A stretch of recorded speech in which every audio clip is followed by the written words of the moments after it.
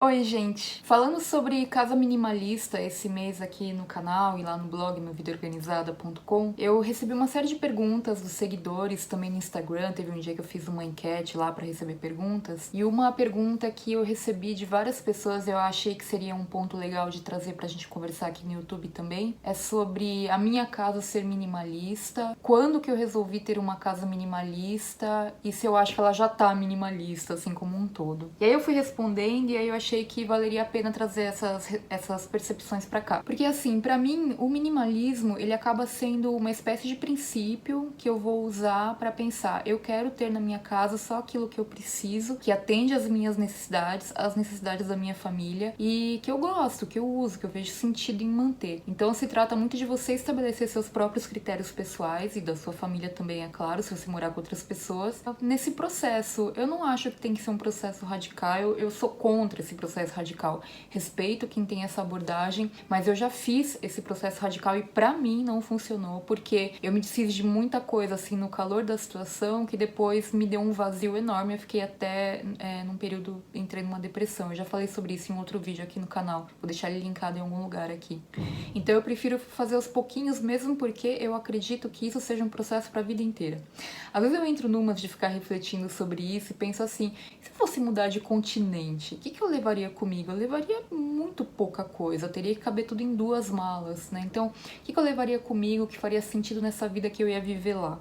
Outra coisa também que eu fico pensando, e se um dia eu me tornar monja budista e tiver que rodar o mundo, indo de centro em centro budista para poder ser professora, dar aulas, e não vou poder levar meus pertences, a não ser bem poucas coisas, né? O que eu levaria comigo? Eu acho que esses exercícios são muito importantes, pelo menos para mim, porque me ajudam a pensar o que é necessário para a vida que eu tenho hoje. E a vida que eu tenho hoje não é uma vida que vai mudar de continente, nem uma vida que eu vou virar monja, pelo menos não esse ano. E aí, para a vida que eu tenho hoje, eu tenho necessidades. Eu tenho os meus livros de comunicação na minha estante, porque eu tô concluindo meu doutorado, porque eu tô concluindo meu mestrado, eu pretendo fazer doutorado também. Então, esses livros são necessários. Tem muitos livros clássicos da literatura que eu vou comprando aos poucos ao longo da minha vida para ir lendo aos poucos também, sem a menor pressa, porque eu tenho um espaço na minha casa que comporta esses livros. Eu falo sempre dos livros porque eles são a única coleção que eu tenho. Eu não tenho coleções. Para mim, ter uma biblioteca é importante, mas se eu tivesse outra necessidade na vida, no momento, se eu tivesse que mudar de continente, se eu fosse, né, abrir mão de várias coisas materiais assim para ter uma outra configuração de vida,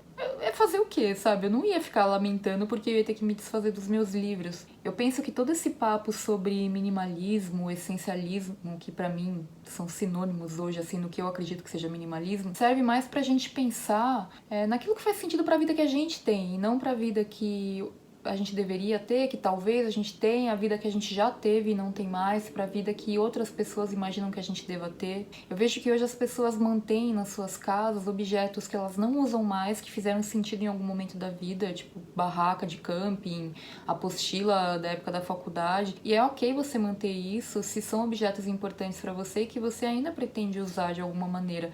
Mas se você não pretende mais usar e você está mantendo por apego, é legal você questionar por que você está mantendo isso. Porque será que vale a pena o espaço que esse objeto está ocupando na sua casa? E a questão de ter uma casa minimalista com poucas ou muitas coisas depende essencialmente das necessidades que você tem hoje. Então eu penso que uma casa minimalista sempre vai atender às necessidades de quem mora nela hoje, não ontem nem amanhã, sabe?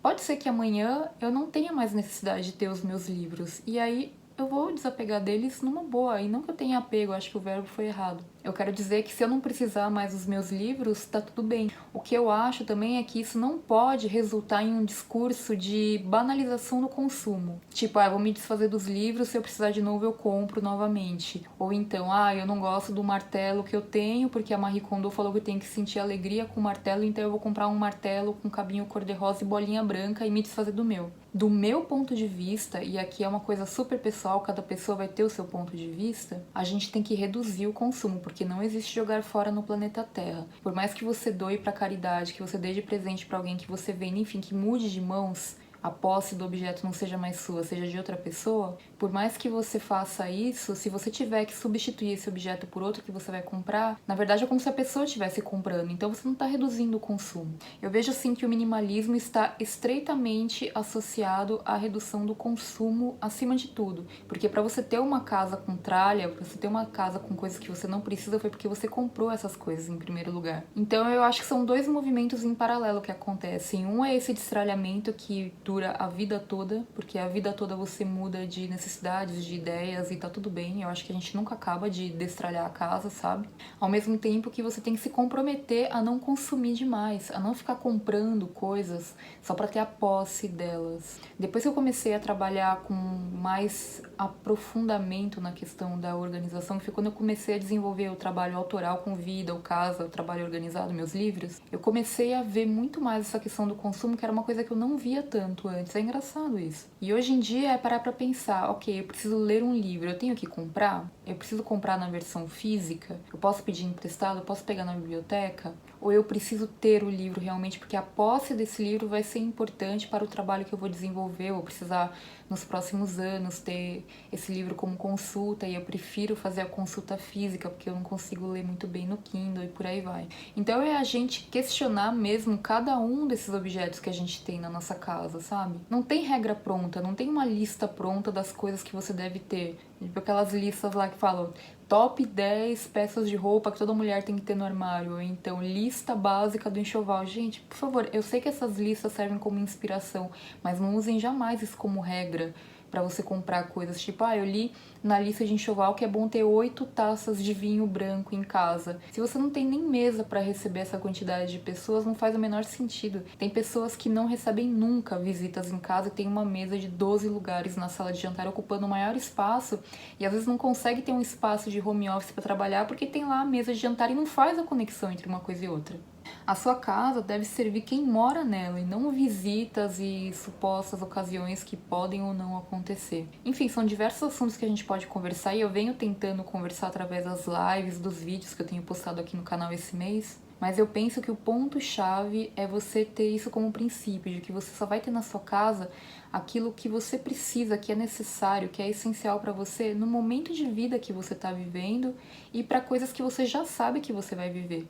Já aconteceu comigo também de eu guardar alguns livros, por exemplo, que eu achei que meu mestrado seria em tal área, então guardei determinados livros e aí quando eu decidi que o mestrado seria em outra área e que eu não ia precisar dos livros, eu vendi esses livros para pessoas que estavam precisando mais do que eu. Então assim, pode ser que você guarde as coisas durante algum tempo porque você não vê necessidade em se desfazer dessas coisas agora ou porque você acha que você pode precisar depois. E, sei lá, 10, 5 anos depois você percebe, não vou mais usar e tá tudo bem, você levou 5 anos pra perceber. O problema é quando você faz isso com tudo na sua casa e você não consegue nem se desfazer de uma embalagem vazia de shampoo. Nesse caso, se você tiver algum problema de acumulação realmente, não é personal organizer, não é Thaís Godinho que vai te ajudar, não é nada disso, não são dicas na internet, menos ainda. É fazer terapia, é conversar com um profissional que vai te ajudar a entender os sentimentos que você tem com relação a esse apego aos bens na sua casa. Enfim, eu achei que seria uma conversa legal da gente ter aqui, porque várias pessoas me perguntam essas coisas. Eu imaginei que se eu recebi tantas perguntas no Instagram, pode ser que aqui, quem me acompanha pelo YouTube, tenha essas dúvidas também. É que nem a transição pro veganismo, sabe? Eu me considero vegana, mas é uma transição pra vida toda, porque a todo momento eu posso descobrir que uma calça que eu tinha em casa tinha uma etiqueta de couro, que um produto que eu usava eu descobri que era testado em animais. Então a gente vai ajustando ao longo da vida. Com a casa minimalista é a mesma coisa. Eu tenho necessidades de vida hoje que precisam ser atendidas e a minha casa me dá suporte nisso, assim como meu marido, nosso filho. E isso muda, porque a vida muda. E que bom que muda. A gente só não pode usar essa condição como desculpa para consumir mais, porque não é esse o foco. Pelo contrário, é reduzir o consumo, porque assim você vai cada vez mais reduzir a tralha que você tem na sua casa para você eliminar, tá bom? Bom, acho que era uma reflexão legal de colocar aqui. Se você tiver alguma dúvida sobre isso, deixa um comentário. Esse mês está rolando um montão de conteúdo sobre casa minimalista aqui no blog, no Instagram, em todos os lugares. Então eu espero de verdade que esteja sendo útil para que você construa uma casa que te permita viver nela e não sobreviver limpando coisas, sabe, mantendo tralha que você simplesmente não usa, que só tá atrapalhando a sua vida. E esse sentimento de adequação serve para a vida como um todo. Às vezes vezes a gente começa pela casa porque a casa, por ser físico, a gente mexe no negócio, é mais fácil do que lidar com sentimentos, com compromissos, com carreira. Mas é um movimento que vai se expandir para todas as áreas da sua vida, você vai ver. Muito obrigada por estar aqui, então. Deixa o seu like, inscreva-se no canal e deixa um comentário se você tiver alguma dúvida ou comentário a fazer a respeito desse tema, tá bom? Tchau!